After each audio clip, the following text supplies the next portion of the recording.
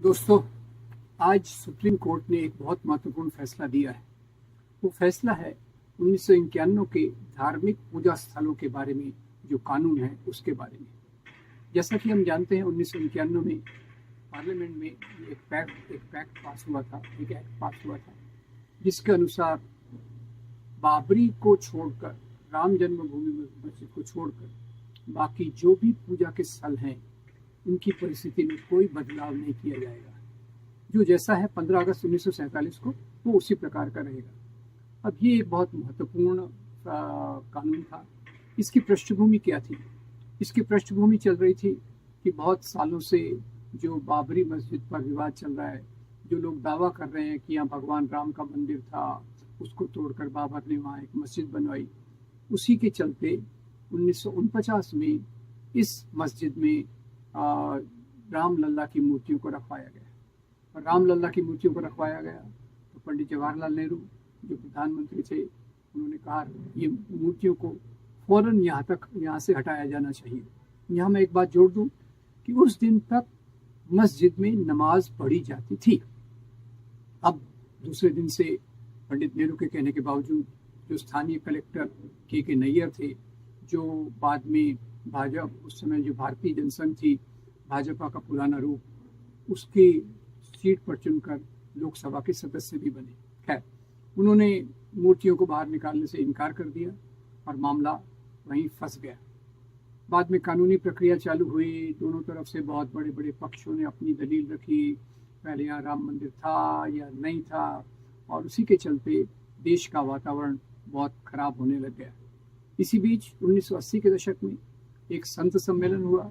संत सम्मेलन ने, जिसको धर्म संसद कहते हैं ये लोग, धर्म संसद ने प्रस्ताव पास किया कि जहाँ बाबरी मस्जिद है वहाँ राम मंदिर का निर्माण होना चाहिए। इस बात को वीएचपी ने उठाया, बाद में बीजेपी ने उठाया, और बीजेपी ने जब उठाया, लाल कृष्ण आडवाणी अपनी रथ यात्रा लेकर निकले। और ये रथ यात्रा जहाँ जहाँ जाती थी उसके पीछे सांप्रदायिक दंगे होते थे। 6 दिसंबर 1992 को इन्होंने योजनाबद्ध तरीके से, अब ख्याल कीजिए यहाँ 6 दिसंबर बाबा साहब आम्बेडकर का परिनिर्वाण दिवस है, उसी दिन को इन्होंने ये क्यों चुना, ये भी जरा सोचिएगा। खैर, उस दिन करीब 2 लाख कार सेवक वहाँ जमा हुए और वो मस्जिद को तोड़ने लगे बाजू के मंच पर। और उसके मंच पर लाल कृष्ण आडवाणी, मुरली मनोहर जोशी, आरएसएस के सुदर्शन, बीजेपी की उमा भारती, ये सब वहाँ थे। साध्वी रीतांबरा भी थी। और मंच से नारे आ रहे थे, एक धक्का और दो, बाबरी मस्जिद तोड़ दो। फिर दूसरा नारा आ रहा था, ये तो केवल झांकी है, काशी मथुरा बाकी है। अब इसके बाद, टूटने के बाद, हमने देखा एक लंबी प्रक्रिया चली और जो हमारी कानूनी व्यवस्था में कमजोरी थी वो 2 जजमेंट्स में दिखी। 2010 में इलाहाबाद कोर्ट ने फैसला दिया कि ये ज़मीन को 3 टुकड़ों में बांट दिया जाए, क्योंकि लोगों की भावना है कि यहाँ भगवान राम का जन्म हुआ था, तो 1/3 पार्ट भगवान राम के लिए, दूसरा हिंदू पक्ष के लिए, और तीसरा जिसके कब्जे में पूरी ज़मीन थी कानूनी रूप से, सुन्नी वक्फ बोर्ड, उसको 1/3 पार्ट दिया जाएगा। उसी समय आरएसएस के सरसंघ चालक ने कहा कि मुसलमानों को हिंदुओं की सद्भावना जीतने के लिए खुद का क्लेम, खुद का जो उनका है वर्चस्व वहाँ, वो छोड़ देना चाहिए और हिंदू पक्ष को ये दे देना चाहिए। फिर 2019 में एक और फैसला आया सुप्रीम कोर्ट का, 5 जजों का बड़ा फैसला था, और इसमें चंद्रचूड़ भी शामिल थे, मुख्य जस्टिस तो कोई और थे। तो उन्होंने ये फैसला दिया कि पूरी की पूरी ज़मीन ये हिंदू पक्ष को दे दी जाए मंदिर बनाने के लिए। मुसलमानों को ज़मीन दूरी पर देंगे जहाँ वो अपनी मस्जिद बना सकते हैं। अब इसका आधार क्या था? इसका आधार एकदम काल्पनिक था कि हिंदुओं की भावना के आधार पर इस फैसले को किया गया। खैर, बहरहाल जो 1991 का places of religious worship act था वो लागू था, और बाद में बहुत सारे सांप्रदायिक संगठनों ने दूसरी मस्जिदों पर अपने दावे, दूसरे मंदिरों पर अपने दावे ठोकना शुरू कर दिया। काशी का मुद्दा आया, मथुरा का मुद्दा आया, तो इनके बचाव के लिए 1991 का ये कानून आया, इनके बचाव के लिए। पर कोर्ट में उस समय चंद्रचूड़ जी थे और उन्होंने उनकी क्या समझ है कानून के बारे में वही जाने। उन्होंने इसमें एक छेद डाल दिया। क्या छेद डाला कि भाई मस्जिद को, ये मंदिर है, ये मस्जिद, ये सर्वे करके देख लें, सर्वे करने में क्या हर्ज।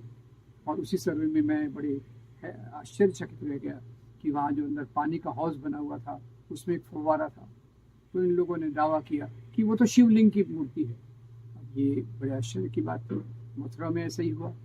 अब बहरहाल ये जब चीज़ें चल रही थी, बाकी जगहों पर भी इस प्रकार के दावे ठोके जाने लग गए। संभल की जामा मस्जिद के बारे में यही कहा गया, फिर अजमेर की दरगाह के बारे में यही कहा गया। अब आपको बता दूं, ये सब काल्पनिक कहानियां बनाकर इन पर दावे ठोके जा रहे हैं। और ये जब दावा ठोका गया अजमेर की दरगाह पर, जहाँ करीब 800 साल से कोई भी शासक हो, अंग्रेज शासक थे, कांग्रेस के प्रधानमंत्री होते थे, बीजेपी के प्रधानमंत्री होते थे, सभी लोग अजमेर की दरगाह पर चादर भेजते थे। अब उस पर भी दावा आ गया। और कई ऐसे जो केसेस थे वो अलग अलग कोर्ट्स में पड़े थे, लोअर कोर्ट्स में, हाई कोर्ट्स में। तो अभी इसका फैसला सुप्रीम कोर्ट को देना था कि इसका आगे क्या किया जाए। कई लोगों ने सुप्रीम कोर्ट में पिटीशन पर डाली कि 1991 के कानून का क्या होगा। तो चंद्रचूड़ ने जो उसमें एक बहुत बड़ी गैप डाल दी, उसके बारे में आज फैसला हुआ। आज 4 साढ़े 4 बजे के करीब ये फैसला आया और फैसले ने, एक फैसला स्वागत योग्य है। फैसले ने कहा कि कोई भी कोर्ट कोई नई अपील दायर स्वीकार नहीं कर सकता। कोई भी पिटीशन को स्वीकार करने को बना है, सर्वे करने को बना है। और सरकारी पक्ष को उन्होंने वक्त दिया है कि आप अपना जवाब इसमें फाइल कीजिए। उसके बाद सुप्रीम कोर्ट फैसला देगा कि ये सर्वे और इतिहास में जाने की प्रक्रिया जो देश को पीछे ढकेल रही है, ऊपर बनाने के बदले नीचे खोद रही है, उस प्रक्रिया का क्या होगा। ये मेरे ख्याल से आने वाले कुछ महीनों में स्पष्ट हो जाएगा। और मैं उम्मीद करता हूँ कि आज जिस प्रकार से सुप्रीम कोर्ट ने एक मजबूती से ये फैसला किया है, इसी राह पर चलते हुए आगे का भी फैसला आएगा। और 1991 के ये जो एक्ट है, इसको पूरी तौर से स्वीकृति देकर एक अच्छे रास्ते पर देश के चलने की शुरुआत होगी। मैं उम्मीद करता हूँ कि आप इन बातों से सहमत होंगे। इसको लाइक कीजिए मेरे वीडियो को, इसको हमारे चैनल को सब्सक्राइब कीजिए और अपने दोस्तों तक इसको फॉरवर्ड भी कीजिए। आपका बहुत धन्यवाद। Thank you very much.